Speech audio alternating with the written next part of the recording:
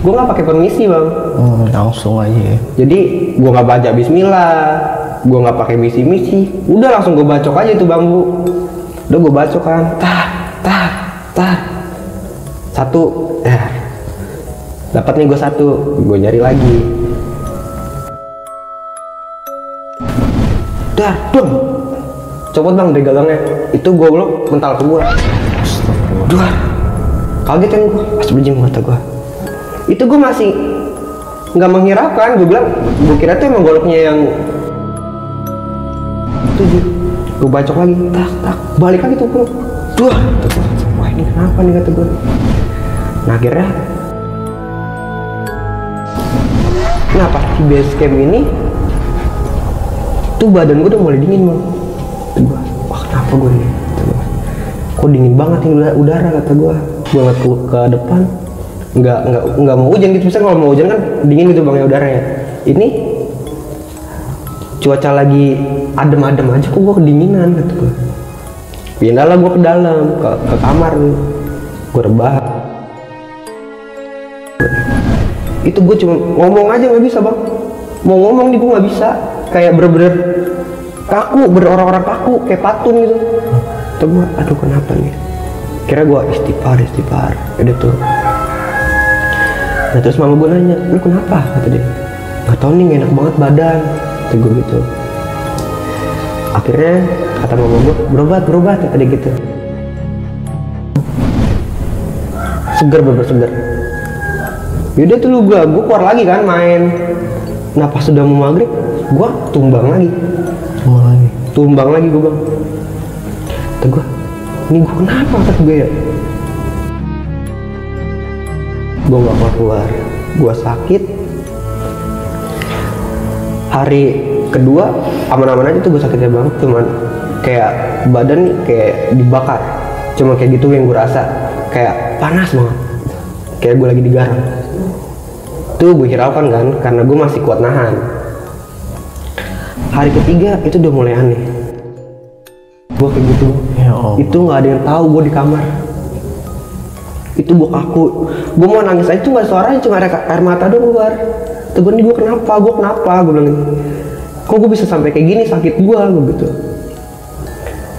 Nah pas besoknya tuh hari keempat, gue normal bang, badan gue biasa lagi.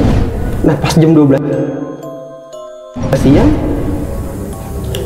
tiba-tiba gue jatuh.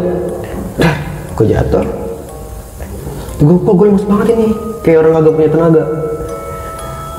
Udahlah gue tiduran lagi di kasur. Wah baru situ gue teriakan bang. Kata mama gue teriakan. Wah kata mama gue tuh sambil nangis kata gue teriakan. Mama gue manggil nih orang pintar, spiritual gitu kan, buat ngobatin. Nggak kuat bang, satu orang nggak kuat itu dia. Manggil lagi satu, berdua kan akhirnya. Berdua. Terus tiba-tiba gue dapet cerita dari mama ya. Tuh gue kayak monyet bang. Assalamualaikum warahmatullahi wabarakatuh. Balik lagi bersama gue Jali di channel Jali TV di segmen Kumis Kupas Misteri. Kali ini gue ngedatengin lagi Timur Misteri. Dan kita langsung aja sapa-sapa narasumber yang ada di samping gua. Assalamualaikum bang. Waalaikumsalam. Gimana kabarnya sekarang nih? Alhamdulillah baik. Kesibukannya apa nih sekarang nih bang? Ya masih, ya kita konten-konten aja lah. Konten-konten aja. Iya. Oke sob, gue berterima kasih banget kepada kalian semua yang sudah mensupport channel gua dari awal sampai akhir.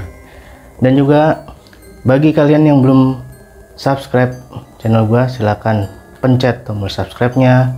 Jangan lupa di like, komen, dan share sebanyak-banyaknya. Kali ini narasumber ingin menceritakan tentang pengalaman horornya saat menebang bambu di makam COVID. Gimana ceritanya? Langsung aja kita tanya kisi-kisinya pada narasumber yang ada di samping gua. Bang, gua sedikit minta kisi-kisinya. Jadi itu waktu itu gue nebang bambu bang di salah satu kuburan COVID lah. Nah selesai gue nebang, gue datang ke base camp tuh gue langsung sakit. Langsung sakit? Langsung, nggak pakai jeda, langsung pas gue pulang langsung sakit. Dan sampai-sampai tuh badan gue kaku. Buset. Oke bang, ditahan dulu ceritanya. Oh ya sob, bagi kalian yang ingin menjadi narasumber dan bercerita di samping seperti Bang Amu ini, silakan DM ke Instagram gua Rizky_Sajali. Nanti bakalan gua taruh di linknya di deskripsi, oke? Langsung aja kita ke kupas misteri.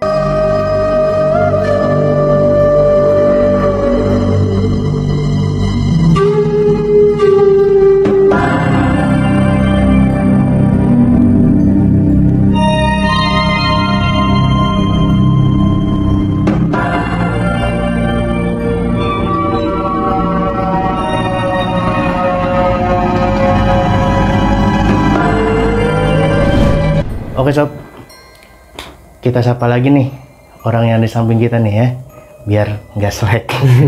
Ya bang. Iya bang. Langsung aja bang ke inti ceritanya. Jadi waktu itu tuh gue bang ya, kan gue punya salah satu majelis pengajian lah, majelis taklim gitu. Waktu itu kalau nggak salah itu gue mau pembukaan. Nah, gue rapat lah. Pas di rapat itu gua saling satukan ya pendapat semua kan. Nah, dapatlah nih gue tugas suruh nyari bambu buat umbul-umbul.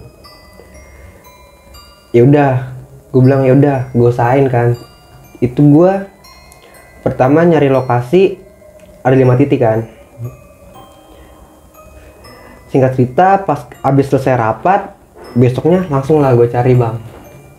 Gue ke 5 titik itu. Pertama gue ke titik yang pertama, gue lihat bambunya si pendek.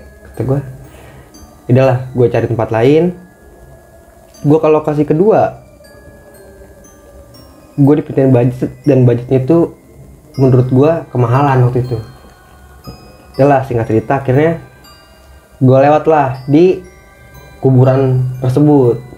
Cuman awalnya gue belum masuk. Gue bilang kayaknya sini panjang-panjang nih bambu, cuma besok aja kali gitu kan, karena waktu itu udah kesorean gue. Yaudah akhirnya gue ke base camp lagi tuh, ke anak-anak nyamperin. Gue bilang, ini kita mau nyari bambu di mana nih, gue gituin. Terus kata bocah, dekat sini ada bang, kata dia gitu. Yaudah kita kesana dulu, gitu. Dia tuh singkat cerita, pas besoknya gue ke lokasi yang diusulin sama anak-anak. Nah pas gue sampai ke lokasi tersebut, ternyata bambunya kurang banyak gitu. Kata gue yang tinggi-tinggi dikit banget tuh waktu itu. Itu tuh singkat cerita, akhirnya gue balik ke base camp. Nah bambu ini gue lupain bang. Jadi itu gue udah nggak fokus ke bambu nih. Akhirnya gue sama anak-anak tuh, kata gue kita ngecat alat aja dulu, gue bilang gitu. Jadi tuh akhirnya gue ngecat alat tuh bocah. Tuh alat gue bongkarin. Jadi gue bagi-bagi tugas nih, ada yang ngamplas, terus ada yang bukain kulit dari bas, gue bilang. Masih cerita pas malam itu gue emang udah gimana ya, kayaknya udah gak enak gitu. Sebelum gue nebang-nebang tuh perasaan gue udah gak enak. Terus gue udah kayak, udah lu mending gak usah gitu. Berarti lu udah yang ngerasa. Lu gak usah nyari gitu. Ya akhirnya gue mutusin tetap gue cari, karena kan buat majelis gitu bang. Menurut gue nih niat gue baik gitu. Iya. Itu akhirnya gue bercanda-canda lah sama bocah itu sambil gue beres-beres alat. Terus ada nyuci karpet juga waktu itu. Pokoknya itu persiapan, bener-bener persiapan buat pembukaan majelis gue waktu itu. Nah singkat cerita, sampailah gue di hari tersebut gue nyari bambu. Nah jadi tuh gue bilang, udahlah di kuburan aja nih ada bambu waktu dulu. Jadi gue ke kuburan. Pertama gue bingung tuh bang, gue izin sama siapa nih, kata gue. Nah akhirnya temen gue tuh ada sapamnya gitu. Jadi tuh gue izin lah ke sapam. Gue bilang, bang, boleh minta bambu nggak gitu. Kata dia, buat apa? Terus gue bilang, buat umbul-umbul majelis bang, kau gituin. Nah akhirnya dia bilang, oh ya udah nggak apa-apa. Nah terus dia nanya lagi, emang lu mau ngambil berapa banyak, kata dia gitu. Awalnya gue bilang 20 bang, gue gituin. Nggak banyak kok, cuma 20, gue gituin. Kata dia, jangan banyak-banyak, kata dia. Gue bilang, berapa bang bolehnya? 10 aja, kata dia. Yaudah lah, 10 lah, udah bang itu. Nah, singkat ceritanya, gue lupa bawa golok waktu itu buat nebang di bambu, kata gue. Bocah lah gue suruh ambil golok nih, gue gituin. Nah di situ bocah gue suruh ngambil golok, gue situ cerita lah, bercanda sama bocah kan, bercanda, terus gue ngerokok ngopi di situ. Nah singkat cerita nih bocah udah datang, golok langsung gue ambil aja, gue bilang, ya tak kesorean, gue gituin. Nah akhirnya gue milih dulu kan bang. Tempat pertama gue pilih itu ternyata nggak boleh karena itu di depan banget kan, karena kan kuburan itu kan dari apa namanya bambu itu dari perhutanan waktu itu kalau nggak salah katanya. Kata lu kalau mau di belakang aja, kata dia gitu. Ya udahlah gue ke belakang tuh yang deket banget sama kuburannya. Nah akhirnya gue pilih, nemu lah nih bang gue bambu yang panjang lah, kurang lebih yang 10 meter 12 meter waktu itu. Itu akhirnya gue nebang nih. Nah salahnya gua tuh di sini, gua nggak pakai permisi bang. Langsung aja. Jadi gua nggak baca Bismillah, gua nggak pakai misi, udah langsung gua bacok aja tuh bambu. Udah gua bacok kan, tar. Satu, dapat nih gua satu, gua nyari lagi. Kedua dan tiga aman. Nah pas keempat nih, itu golok yang tadinya aman-aman aja. Pas gue bacok, dong, copot bang dari gagangnya. Itu golok mental ke gue. Astagfirullah. Duar. Kaget kan gue, pas berjim kata gue.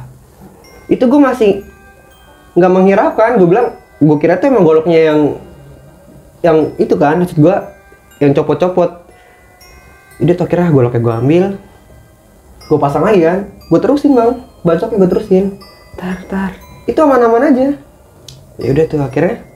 Yang keempat selesai. Singkat cerita, pas yang ketujuh, gue bacok lagi, tak, balik lagi tuh bro. Nah akhirnya, situ gue udah gak enak nih, udah mulai gak enak bang gue. Gue suruh lah bocah, gantian nih terusin gue gitu. Terus kata dia, gue dibacain tuh, gak boleh kayak gitu lu, nebang setengah-setengah, bini lu bewokan lu. Gue digituin kan. Dia tuh akhirnya gue terusin, bambu ketujuh udah lepas. Itu akhirnya bocah lain nerusin itu akhirnya. Bocah nerusin. Cerita gue ini dulu kan, gue bersihin dulu tuh yang daun-daunnya atas-atasnya. Nah akhirnya selesai lah kita nih. Tuh selesai waktu itu gue kayaknya maghrib, pas banget maghrib. Terus gue nelpon temen gue lupa waktu itu buat duit buat ngasih uang rokok lah ke sapam ya kan, karena gue nggak enak bang waktu itu, udah diizinin masa iya gue nggak ada basa-basinya gitu kan. Itu akhirnya gue nungguin temen gue datang, udah lah gue beliin rokok tuh si sapam. Ya udah bambu gue keluarin dong, dan bambu itu juga nggak gue langsung bawa bang, jadi tuh gue nunggu malam dulu baru gue ambil. Nah singkat cerita kita baiklah ke base camp. Nah pas di base camp ini tuh badan gue udah mulai dingin bang. Gue, wah kenapa gue nih? Kata gue, kok dingin banget nih udara, kata gue. Gue ngeliat ke depan, nggak mau hujan gitu. Misalnya kalau mau hujan kan dingin gitu bang ya udara ya. Ini cuaca lagi adem-adem aja, kok gue kedinginan, kata gue. Pindahlah gue ke dalam, ke kamar, gue rebahan. Itu makin menggigil badan gue bang. Makin menggigil, kata gue. Wah gue kenapa nih, kata gue. Nah singkat cerita, azan Isya. Langsung lah gue alasan ke anak-anak, anterin gue pulang ya, gue gitu. Gigi gue sakit banget, gue gitu. Dia tuh dianterin sama bocah. Padahal tuh gue nggak sakit gigi bang, cuma karena gue nggak enak kalau gue bilang gue nggak enak badannya, takutnya ntar bocah malah nyiranya lu ini kali gini kan gitu. Gue bilang sakit gigi gue. Orang gue dari sehat-sehat aja tiba-tiba sakit kan aneh. Jadi tuh akhirnya dianterin pulang bocah. Pas sampai rumah, gue nggak bisa gerak sama sekali. Gue nggak bisa gerak tuh, badan gue kaku. Kata gue, aduh kenapa gue nih, kata gue nih. Itu gue cuma ngomong aja nggak bisa bang, mau ngomong nih gue nggak bisa, kayak bener-bener kaku, orang-orang kaku kayak patung gitu. Kata gue aduh kenapa nih, kira gue istighfar udah tuh. Nah terus mama gue nanya, lu kenapa? Kata dia, nggak tahu nih, enak banget badan, kata gue gitu. Akhirnya kata mama gue, berobat kata dia gitu. Besok aja udah malam jam segini mah, gitu ya. Singkat cerita pagi. Nah pas gue mau berangkat berobat, itu badan gue langsung seger bang. Bener seger. Yaudah tuh gue keluar lagi kan main. Nah pas sudah mau maghrib, gue tumbang lagi gue bang. Kata gue, ini gue kenapa, kata gue ya. Tadi gue biasa aja, sekarang gue lemes, kata gue, dingin. Terus kata emak gue, kok lu pucet banget, kata gitu. Tadi lu main, kata dia. Terus singkat cerita, tidur lah gue bang. Kata gue tidur. Ternyata gue sakit tuh gue sakit. Gue nggak keluar. Gue sakit. Hari kedua aman-aman aja tuh gue sakitnya bang. Cuman kayak badan nih kayak dibakar. Cuma kayak gitu yang gue rasa. Kayak panas banget. Kayak gue lagi digarang. Tuh gue hiraukan kan, karena gue masih kuat nahan. Hari ketiga itu udah mulai aneh. Gue nih kok kaki gue kayak di atas bara, kata gue. Itu bener-bener kayak dibakar bang. Kayak lagi kita, gimana sih kaki ditaruh atas bara gitu. Panas banget. Itu cuma sebelah kanan. Sebelah kirinya enggak. Itu akhirnya gue teriak lah ke ayah gue. Kan ayah gue kan orang Golon kan. Gue bilang, ya nyamuk kenapa ya? Gue bilang gitu. Diduain sama dia. Pindah bang ke kiri. Tuh di kiri gue tuh, kaki kiri gue tuh kayak bener-bener kayak dibakar gitu, kata gue. Ini kenapa nih gue nih, kata gue gitu. Singkat cerita, malam kan. Nah pas di malam ini, gue tuh udah bener-bener gak bisa gerak. Kayak hari pertama yang gue rasain tuh gue bener-bener gak bisa gerak. Itu kurang lebih 3 jam gue kayak gitu bang. Ya Allah. Itu nggak ada yang tahu gue di kamar. Itu gue kaku. Gue mau nangis aja tuh nggak suaranya, cuma air mata doang keluar. Tuh gue kenapa? Gue bilang, kok gue bisa sampai kayak gini, sakit gue gitu. Nah pas besoknya tuh hari keempat, gue normal bang, badan gue biasa lagi. Nah pas jam 12 siang, tiba-tiba gue jatuh. Gue lemes banget ini, kayak orang kagak punya tenaga. Udah lah, gue tiduran lagi di kasur. Oh baru situ gue teriak-teriakan bang. Kata mama gue teriak-teriakan.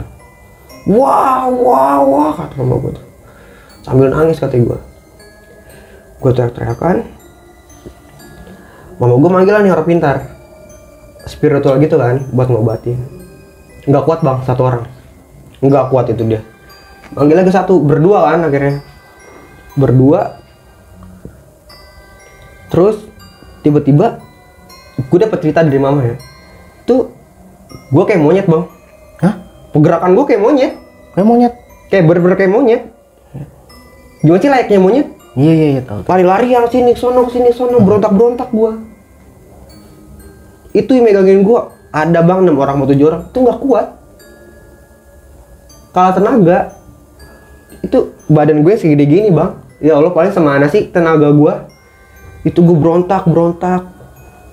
Gue lari ke sono, lari sih. Jadi itu pintu semua dikunci. Jadi gue nggak bisa keluar. Gue dobrak sini, gue dobrak sono. Oke kayak monyet gitu. Gimana sih monyet? Loncat, gini. Nah akhirnya gue pegangin tuh. Taruhlah gue. Dipindahin kan ke depan dari kamar. Pindahin ke depan, gue nggak tahu tuh dibacain apa tuh. Pokoknya yang gue dengar tuh cuman mau istighfar mu, lawan, kata dia gitu. Lawan. Akhirnya gue dalam hati tuh istighfar bang. Cuma tuh gue nggak bisa. Gue nggak bisa ngelawan itu yang ada di gue. Gue bener-bener nggak bisa ngelawan.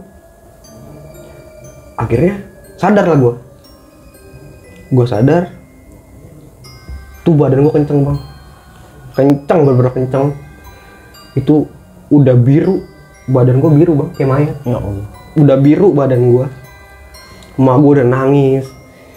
Itu gue kalau kata orang mati, gue kayak orang mati. Cuman masih napas. Cuman gue kayak, gue nggak bisa gerak nih. Gue mau gerak aja gue nggak bisa. Mau ngomong aja gue nggak bisa. Cuman gitu doang. Itu tenggorokan kayak dikek bang. Jadi seret. Itu gue ya Allah. Nah, pas si orang ini udah pulang lah gitu kan. Gue udah kelar. Masuk lagi bang. Kata mama gue, itu gue kayak macan. Kata mama gue, wah, itu mama gue hampir aja gue tikam gitu bang. Ya udah tuh akhirnya panggil lagi lah orang ini, panggil lagi, diobatin kan gue tuh gue nggak tahu gue udah apain aja tuh, gue nggak tahu, gue udah nggak sadar itu bang. Situ yang gue lihat tuh cuman di dalam penglihatan gue tuh cuma ada cahaya hijau, udah hijau gitu, bener hijau, cahaya tapi hijau. Itu gue kayak di ruangan tapi hijau gitu ya. Itu yang gue rasain. Nah, singkat cerita, keluar lagi lah ini sosok yang di gue diobatin. Kira gue dikasih daun kelor waktu itu. Pertama digebretin kan ke badan gue, terak digebretin, dikasih lah gue air. Cuma tuh di air itu ada daun kelor, disuruh minum gue. Kira gue minum, gue udah agak segeran, domelin lah gue. Lu belajar di mana gini-ginian? Nah, gue merasa nggak pernah belajar kan bang. Gue bilang, belajar apaan? Gue gituin. Wiritan lu apa? Gue bilang, wiritan apa? Gue bilang, gue yang awam sama gituan dikata kayak gitu ya gue bingung. Kata gue, emang gue ada apa di gue gituin. Kira dijelasin, lu mau tahu di badan lu ada. Kenapa lu sakit? Jadi bentrok, kata dia. Jadi bentrok nih bang. Yang mungkin penunggu yang di sana nggak suka rumahnya gua robohin, dia mau ngalim gua. Nah, di dalam gua ini ada hodam yang jagain gua mungkin bang. Gua nggak ngerti lah. Itu bentrok dia. Jadi berantem di dalam diri gua. Nah, makanya itu akhirnya gua sakit. Jadi itu gua nggak kuat gitu. Nggak kuat. Ya gue nggak bisa nginin dia gitu, nggak bisa nyempurnain lah jatuhnya. Dia tuh singkat cerita, gue diomelin abis-abisan. Itu gue belum sembuh bang. Gue badan gue masih panas, masih pucat badan gue, bener-bener kayak mayat. Emang gue liat juga gue kayak mayat, biru. Gue, ya akhirnya gue nggak boleh kamar kan, gue tidur di depan. Itu masih rame tuh rumah gue. Akhirnya mama gue nggak berani tuh, akhirnya rame lah rumah gue pada nginep tuh saudara-saudara gue nginep. Nah, singkat cerita pas kebesokannya gue begitu lagi bang. Yang berkali-kali jadinya. Iya, besok gue begitu lagi. Cuma dengan sosok yang monyetnya ini doang, si monyet ini. Jadi wah, gue loncat sini loncat sono, gue pengen naik kemana gitu. Kata mama gue sampai mau naik lemari. Gue pokoknya gue nggak usah diem di situ. Mama gue udah bisa nangis. Mama gue nangis. Dia tuh akhirnya datengin lagi nih yang ngobatin gue kemarin. Didatengin lagi. Itu dia ngomong mau dibersihin badan gue. Katanya mau dibersihin. Katanya dibersihin. Wah, gue nggak tahu tuh gue diapain aja tuh, gue nggak tahu. Nah, akhirnya dia cuma mesen satu. Lu mandi Gi, pakai air garam, tapi garam kasar. Tidak gitu. Gue mah iya doang bang. Gue bilang iya gitu. Ya sekarang gue mau mandi, keadaan gue lagi gak enak badan. Tapi gue kalau gue mandi nambah meriang. Gue mikirnya gitu kan. Itu nggak gue lakuin bang.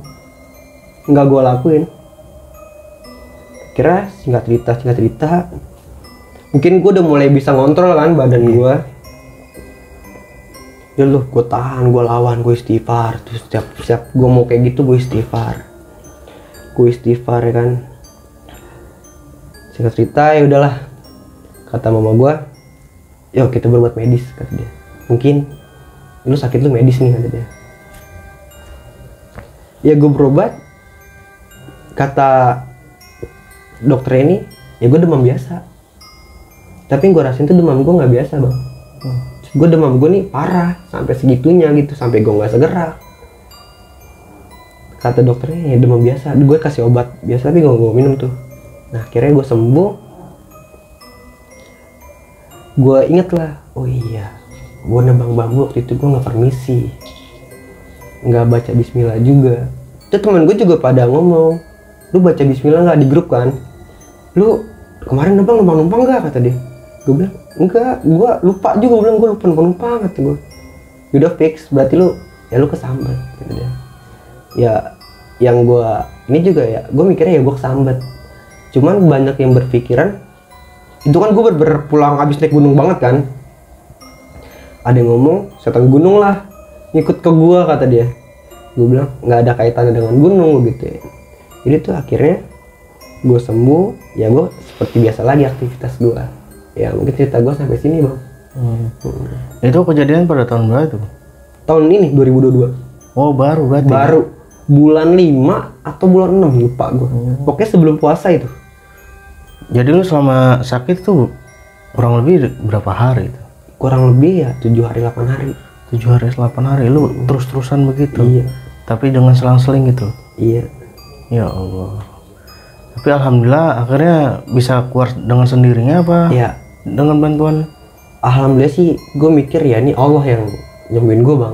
Dengan perantara yang mereka yang ngobatin gue gitu. Cuman ya gue mikir lagi, ya gue percaya hal kayak gini ada.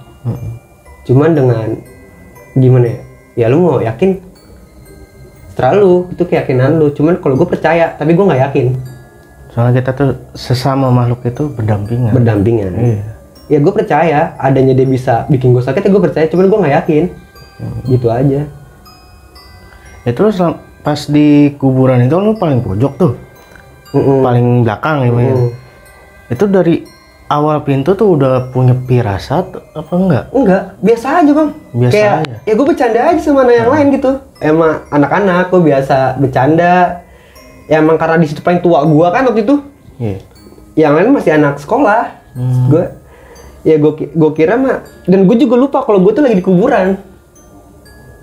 Ya mungkin lupa permisi lah ya. Iya emang yang menurut gue sih gue lupa permisi. Ya sekarang gini deh bang. Kita punya tempat tinggal.